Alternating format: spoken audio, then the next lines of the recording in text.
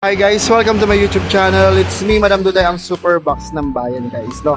For today's video guys, inaantay ko talaga yung tube ice. Naku, wala pa rin yung tube ice. Alam mo, ang dami na. Pang 10 na naghahanap ng ng palamig. Sayang yung benta guys. Alam nyo ba, yung palamig ko kahit gabi, nabibentahan siya guys. Kasi ito guys, diskarte ko pala, nire-repack-repack ko na siya.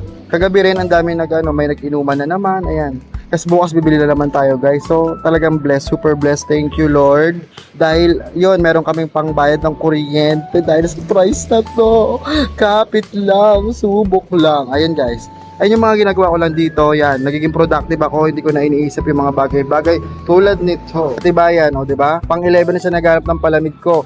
Ang sarap pa. Ang sarap kasi. Kasing sarap ko. Charot.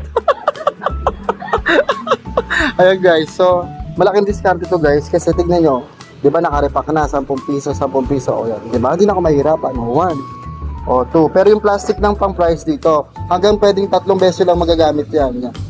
Hanggang sa pag-umitim na, o tapon nyo na ganun lang yan, tapos yung price, dalawa ring price. Sa Kikiam, ganun din guys, o yan, dyan ko nilalagay yung mga pambalot-balot. Sa price, dalawa naman. O yan, para ayun yung discount ko guys, para lagay-lagay na lang tayo, di ba? Kasi dito talamak talaga sila sa price na ko. Ayan, diba? Ups. Ito. Magluluto na ako. Sige guys, hanggang dito na lang guys. Magluluto na ako pag napagalitan na ako ng customer ko. Ayan guys, 10, 20, 30, 40 pesos. Thank you for watching guys. Bye-bye. Pak, bye-bye.